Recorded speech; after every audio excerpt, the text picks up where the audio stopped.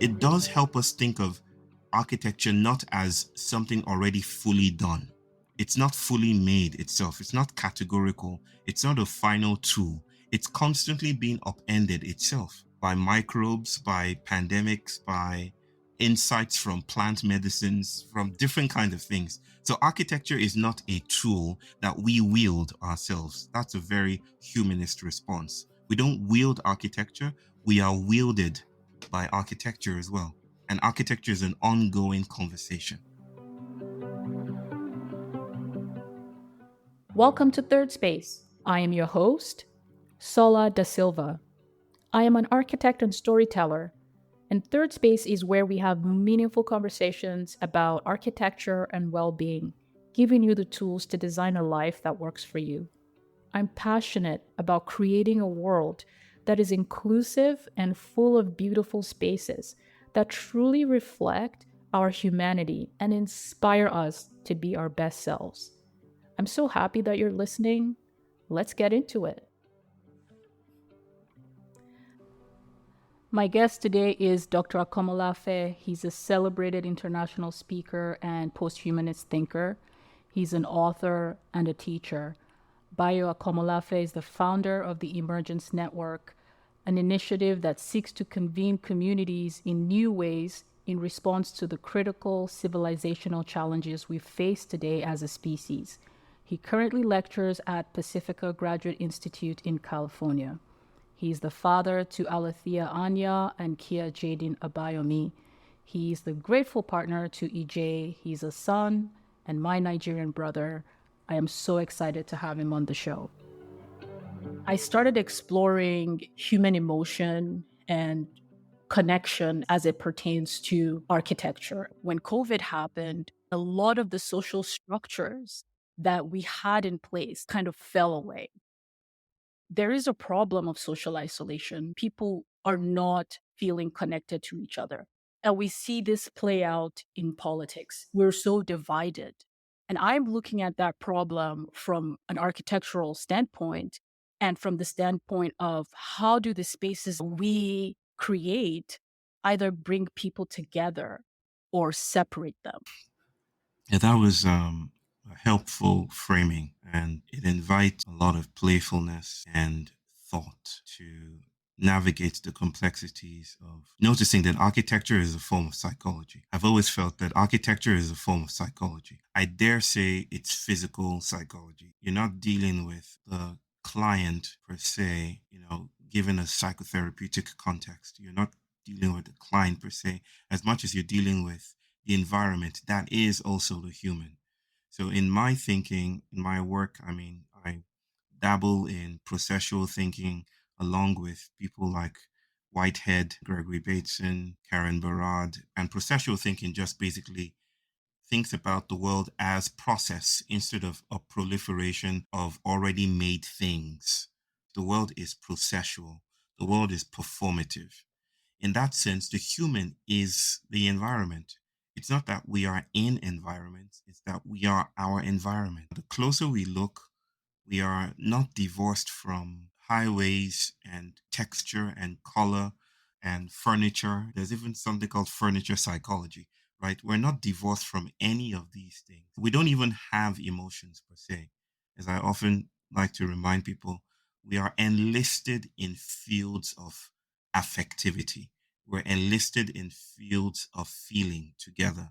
And there are lots of other examples that I can share to support the idea that architecture is psychology writ large. So that, of course, brings me to this other piece about dissociation, that modern civilization, white modernity is an architectural process, right? Colonization is architecture. It's not reducible to design, but there is a major part of it that is attributable to design, like how we communicate, how we feel, how we eat, how we see each other, how we're seen by others, is all a part of architecture. And I don't want to limit architecture to the physical. The digital is also architectural, right? How we communicate, for instance. our social algorithms and our social media is part of architecture, right? Where I position my laptop in the house, how I think about communication, how I say to my family, I'm going for an interview, and how I remove myself from their midst. All of that is part of the digital space. The distinction between in real life and digital is usually very suspect to me. And so you can begin to understand, maybe in some small doses, how dissociation and separability um, becomes more and more paramount. How politics feels very tribal, right? It feels deeply tribalized and weaponized. There are no longer differences within, it's differences between. And so there is a tendency towards essentialization and categoricity. We want to think of ourselves as already fully made, and then the others on the other side are others because they're pathological and they need saving and they need to be included in our own circle of correctness. I think some of this owes its potency to how modernity is framed and what modernity is doing. Modernity is the paradigm of stable identities. The more we move in that direction, the more we start to hold this burden of our separation and what to do with it. And architectures has always been a part of this. You use the word dissociation. Yes. Can you explain what you mean by dissociation? Well, I don't want to use the psychopathological sense of dissociation. I mean it in terms of a delinking, a moving away from something else. In a very popular sense, we might think about dissociating from another. As I said, in trying to distinguish between differences within and differences between, we are in our search for categoricity, pressured by geological forces and political forces, there is this tendency towards categoricity. And what I mean by categoricity is we think in terms of final, essential, or essentializing thought pieces. We think your identity comes from within, and nothing else can challenge or move or shake or jar that identity because it's within. It is transcendent and there's nothing else we can do about it. But, that's an anthropocentric gesture. Many of these concepts connected to each other in a constellation of thought. But to think in terms of the categorical is to delink ourselves from the world, is to cut ourselves off from others, is to not notice, for instance, that maybe I can put it in very architectural terms for you to understand. We're building a house in India, my wife and I, and we told the architect to do curves. There's hardly a straight line in that house. To inspire this team that's doing the work, we sent them pictures of the aurora borealis. I wish I could show you a model of it, but the house is completely wavy. At some point, my wife thought, I don't know if this is practical, until she saw a 3D model and fell absolutely in love with it. But the whole house is almost like a dance. And the reason why I wanted this to happen is because our son is autistic. And there is some research that connects architecture with autism. I remember telling the architects that I do not want you to start from asking questions like, how many rooms? It's not about the rooms, it is about the experience. I want you to focus on experience. That you're literally carving and cooking experiences in how you shape this space. And it was such a magical partnership and collaboration with them. I was speaking about autism and architecture. I can't remember where I read this, but that straight lines are often violent to autistic children, but curvy lines are warm and hospitable and inviting. And I just read a piece yesterday about an architect complaining about urban architecture and how we've gotten lost into this. He called it boring, that most popular urban architecture is just boring, just straight lines and rectilinear forms and frames, and that he's missing curves and the dancing lines that produce new kinds of subjectivities.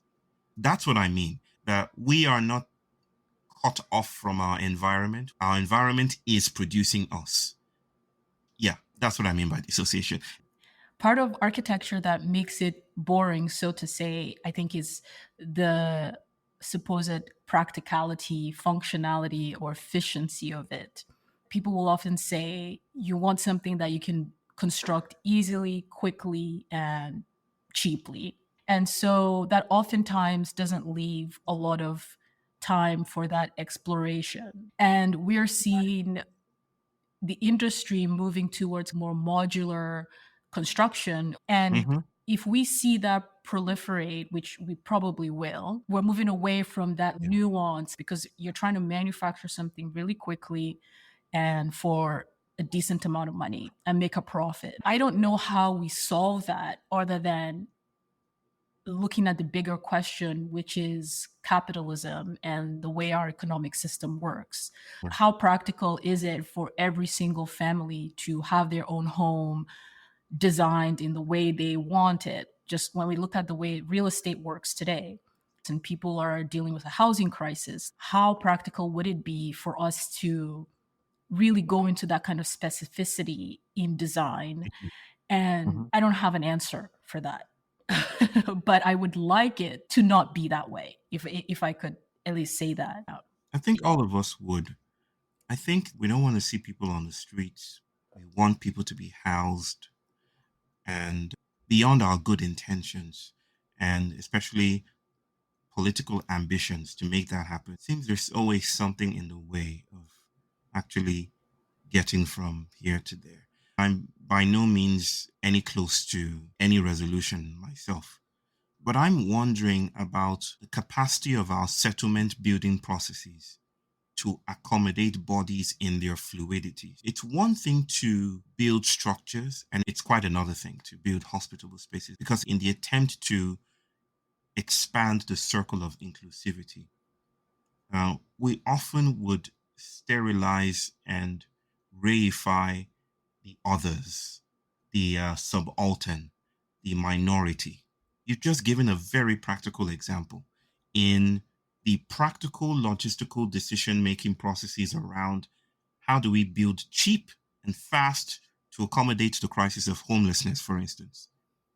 There is the resorting to modularity. Just make it simple and square and put it right in there. And that is inexpensive, but it's expensive ontologically. I often like to explore the unheralded gifts of decay. I remember speaking at the University of Massachusetts Amherst in their architecture department. And I spoke about blackness as this architecture. I'm playing with words here, but I'm also gesturing towards the idea of decay as a spaciousness that design knows nothing about. There's something about my experiences going into the favelas in Brazil and the slums in India. Nothing romantic. I do not wish to romanticize some of the gritty, hard realities in those spaces. But it is also possible to speak and notice the fluency of otherworlding projects that are possible in those spaces. You might think about a favela or an Indian slum, a slum in Chennai, for instance, as downright decrepit and something to be pulled out, weeded, and maybe a new urban project or monument or some urban sprawl, a new highway there. But there are livelihoods there that call into question some of the priorities and privileges we take for granted in the city. I remember leaving one slum once, many years ago, maybe almost 10 years ago. And I said to myself, there's much more joy here than I find in the high rise buildings, which are taking over the Indian space. Real estate projects are just the main thing now.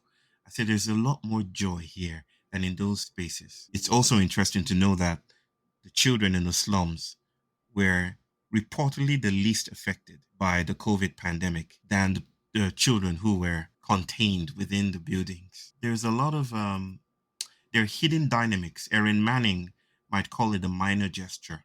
There are hidden dynamics, hidden transcripts here.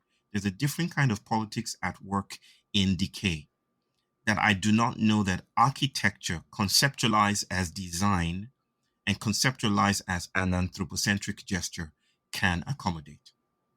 The question that comes to my mind is that these things are intangible. Decay and all of these things that you just mentioned are not measurable. And I think that's maybe the challenge because architecture cannot measure these things. How do you measure emotion? How do you measure bad vibes? There are places I walk past and every time I'm just like, oh, I don't like how this place makes me feel. How do you know that you're doing the right thing as a Mhm, designer? mhm, How do you know that this is the appropriate emotion that people will feel in the space and everybody will react to a space differently? Maybe perhaps in fairness to architecture, they're trying to go with things that are more stable versus things mhm, that are mhm, shifting and fluid. But the mhm. reality is we are fluid. I want to distinguish between quantifiability and tangibility. I think joy, dissociation, sorrow, grief, the things that we want to experience as we navigate the complexities of life, they are very tangible. They're maybe not available for the ways we measure the world, but they're quite material. The distinction between materiality and physicality might be helpful here too. Joy is material. It's a material force. When you're happy, we know because they're literally material signals. There's movement, there's affect, there's a pull, there's push. So feelings are material forces. They may not be physical, but they're material. Just a some conceptual distinction here that might help what I want to say about this. Architecture is always part of a moral sphere. By that, I mean morality is a coalitional project. It's all the ways that we build settlement. Like notions of right and wrong are not pre installed things in our bodies. We learn and practice and are practiced into networks of conscience making. Let's just put it that way. Simondon, Gilbert Simondon might have called it a pre-conscience. He didn't call it that. I'm just thinking along with Simondon and calling it a pre-conscience. That we think of morality as a network and think of architecture as part of that network. What architecture does is to build stability. It's the stability building moral gesture. And the way it does this is to clear the fields, is to plant a home, is to help bodies situate themselves there. It travels along the pathways of neurotypicality. It says this is how to live properly. This is how to live properly. This is where you eat and this is where you drink. So there's a whole lot that happens with design. The questions you're asking, the questions you're dancing with go beyond morality. The questions you're indebted to right now that you have brought to the fore of our conversation have to do with okay, how do we provide for homes? How do we measure these things? How do we know if we're right or wrong? I think those are moral questions, but we have to go beyond morality to address the limitations of architecture because you're literally dancing at the edges of architecture. You're dancing at the place where architecture cannot go. And that's the reason why I said blackness is this architecture. It's a place where architecture cannot thread. I've often told people that architects can anticipate doors in houses. They know where to put a door, and they know where to put a doorway, and they know where to put a handle, and all of that. They know where to put all that. But what they cannot anticipate are cracks. A crack is not part of a blueprint. If it's part of a blueprint, then maybe it's some artistic statement. But a crack is never designed. A crack is the excess of buildings. It's the building telling you, I will have my own way. I have my own intelligence and I will spill beyond your design and beyond your blueprint. I think there are always going to be critical challenges and limitations to how far we can extend our reach of homing people, of stabilizing bodies within neurotypicality, which is what white modernity wants to do. But at some edge, we need to start having questions and conversations about what lies beyond design.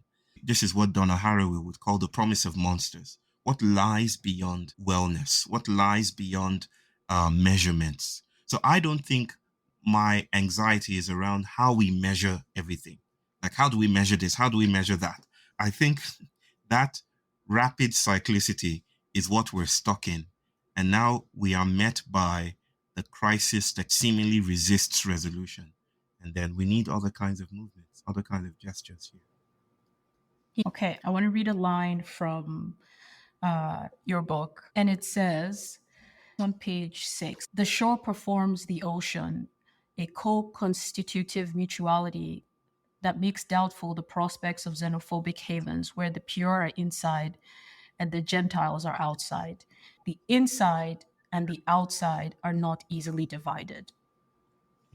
And I highlighted that because that sums up, in my view, the idea of separation that I see oftentimes played out where we forget our interconnectedness. I think we forget that we are connected to the natural environment.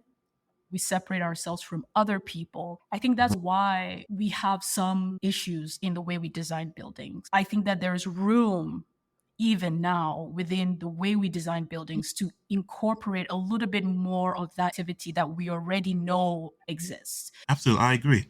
But we're speaking about the outer limits of what our technologies can do, while noticing that it can do much. We can proliferate much. Speaking about the division between inside and outside, yes, the only sense in which there is an inside is in the sense that we co-perform the inside. There is a very solid book about the transmission of affect that I feel is a beautiful read that suggests that emotions are not inside. You can come into a room and feel the emotions in the place. So that already disrupts the idea that there's a neat line cutting between what's properly inside and what's properly environmental. We're constantly trafficking with the environment. It does help us think of architecture not as something already fully done. It's not fully made itself. It's not categorical. It's not a final tool. It's constantly being upended itself by microbes, by pandemics, by insights from plant medicines, from different kinds of things. So architecture is not a tool that we wield ourselves. That's a very humanist response. We don't wield architecture. We are wielded by architecture as well. And architecture is an ongoing conversation. So my final question that I ask all the guests is, what is your third space? I've been writing for some time about a third way, and that is the way beyond the binary. And if I had time, I would tell you stories about the trickster in Yoruba mythology. We are connected because we are both Yoruba. Of course, he was made into a devil, but Eshu, the trickster, and how Eshu's number is number 3. His number is 3 because it's number 3 that breaks through the binary. When I think of third spaces and a third way and a third politics, I'm not thinking about the synthesis of the former two. I'm thinking about something transversal, something that cuts through the ways that we have defined the world. My third space would be my son in his autistic vibrancy. There's something about the way that he shows up into the world that pulls the rug from under my feet, challenges my ambitions, challenges my notions of mastery, and continually puts me on my toes or on my knees most of the time. My son is my third space. Perfect. Thank you so much for your time. It's just been a pleasure talking to you. Thank you so much. Thank you for listening to this episode of Third Space. Be sure to like, subscribe, and share. I'd love to hear your thoughts. Send me emails, DMs. Adios, friends. Until next time.